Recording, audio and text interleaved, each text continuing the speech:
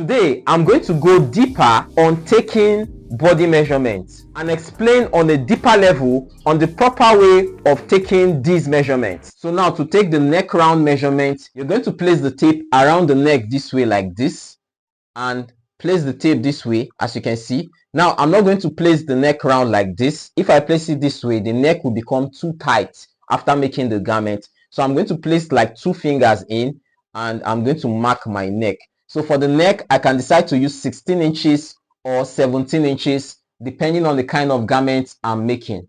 So now the next measurement we're going to take will be the shoulder measurement. Now when taking the shoulder measurement, you start from this point, the edge of the shoulder.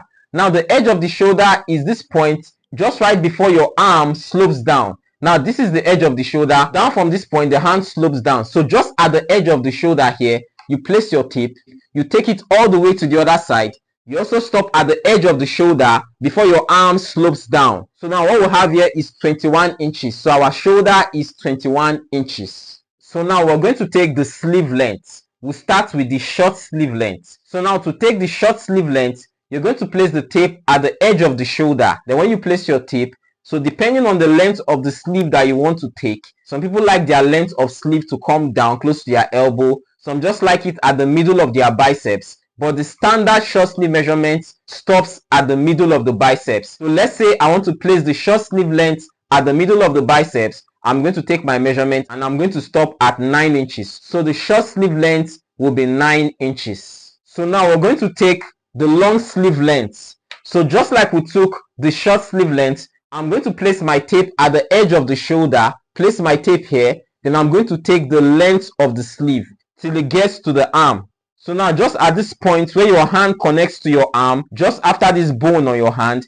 right at the edge here where your arm connects to your hand. So for this measurement, I'm going to use 23.5 inches. Now we're going to take the short sleeve round. So just like we took the short sleeve length and it ended at the middle of the biceps, when taking the short sleeve round, you're going to place your tape around the middle of the biceps. You know, the middle of the biceps is the biggest part of your arm. So you're going to tell the person to flex his biceps, place it at the biggest part of the biceps, then you're going to leave some allowance. Because when the person flexes his or her biceps, this place is going to get bigger, so you're going to leave some allowance. So for this measurement, I'm going to leave this allowance. So we'll have 15 inches here.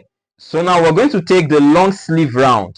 Now when taking the long sleeve round, you're going to place the tape around the wrist. I'm going to place the tape around the sleeve this way. Then I'm going to leave some allowance. As you can see, there's some allowance here. Now, whatever allowance you're making, ensure that when you place your tape this way, ensure that your tape will be able to pass through your hand this way. As you can see now, the tape is passing through the hand. So ensure whatever measurement you're taking, your tape will be able to pass through the hand like this. If not, you're going to find it difficult to put your hand into the sleeve of your garment. I can decide to use 12 inches. I can decide to use 13 inches depending on the style of garment I'm trying to make. So now to take the elbow measurement, you're going to place the tape around the elbow this way. Now I'm going to take the elbow measurement as a skin measurement. So now the skin measurement for the elbow, as you can see, is 10 inches. So I'm going to add at least 3 inches of ease allowance around the elbow. You know, when you bend your elbow like this, it takes more room around this area. So that 3 inches ease allowance is to create more room so that when you bend your arm this way, there will be enough allowance around the elbow. So from the skin measurement, I'm going to add 3 inches of ease to the skin measurement, and that will give me a total of 13 inches for the elbow. So now we'll take the chest skin measurement. I usually take the chest measurement as a skin measurement, then I add the ease allowance. The skin measurement is a tight measurement.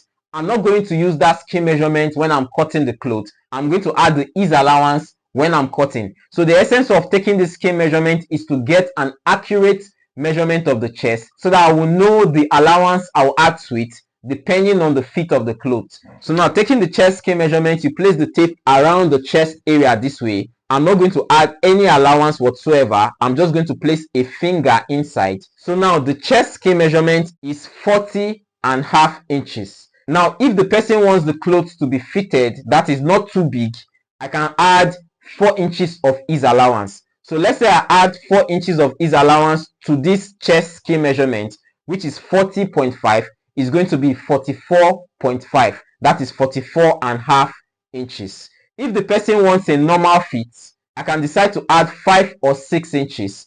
If the person wants the cloth to be big, I can decide to add 7, 8 or even 9 inches depending on the fit of the cloth. Now this inches I'm adding is the ease. The ease is what gives room to the cloth for the person to be able to wear the clothes. Now we're going to take the top length. Now the top length can be different depending on the style of garments you're trying to sew. If you're trying to sew a buttoned English shirt, the shirt length usually stops just around this area. If you're sewing a suit, it also stops around this area, while if you're sewing a senator kaftan wear, it usually goes down around the lap area or even around the knee area. If you're sewing a gown, the gown can be so long that it reaches your feet. But regardless of the style of garment you're trying to make, the way you take the top length, the gown length, the shirt length, or whatever type of garment length you're trying to take is the same way. So now to take the top length, you're going to place your tape at the highest point of the shoulder. If you notice, the shoulder is slanted. This part of the shoulder is lower than this part.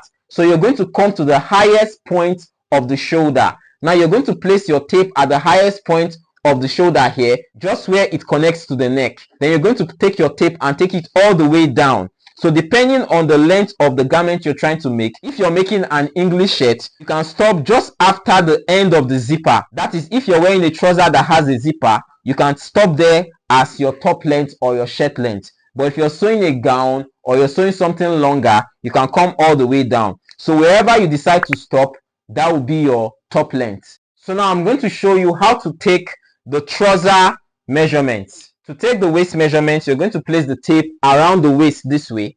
When you place it around the waist, now this waist measurement, you don't add any allowance to it. So now where your tape connects, that will be the waist measurement. So now what we have here is 34.5 inches. Now the hip is the widest part of the bum. So you're going to place the tape around the hip position this way, around the widest part of the bum, which is around this area. So I'm going to take the hip measurement as a skin measurement. Then after taking the measurement, I'm going to add my ease allowance. I usually add 4 inches ease allowance for the hip measurement. So I'm first going to take it as a skin. I'm just going to put one finger in. So what we'll have here is 40.5 inches. So after taking this 40.5 inches, I'm going to add 4 inches of ease allowance. That will give me 44.5 inches, and that will be my hip round measurement. So the hip skin measurement is 40.5 inches, while the hip round measurement after adding the ease allowance will be 44.5 inches. So now to take the trouser length, you place the tape around the waist area from the side and take it all the way down. So for somebody that wants his trouser very long, you can bring the tape all the way down till it touches the ground, or you can take it a little bit higher. So now for the trouser length, I can use 40 inches. So now I'm going to take the lap measurement or the thigh measurement. Now I'm going to place my tape around the lap this way, or the thigh. Then after placing the tape, I'm going to add some allowance to it. It's very important you add allowance to it, because when you wear a trouser, you raise your leg when hiking, when entering a bike, or when jumping. So this area requires some allowance. So now you're going to make sure you add some allowance to it. As you can see, this is the allowance I'm adding for the lap. See, there's allowance in front, there's allowance at the back. So now for its lap or thigh measurement, I'm going to make it 26 inches. Now to take the ankle measurement or the hem, place your tape under your foot this way. As you can see, place it under your foot. Then you take the tape round your foot this way. Now depending on how wide or how narrow you want the trouser hem to be, I can decide to use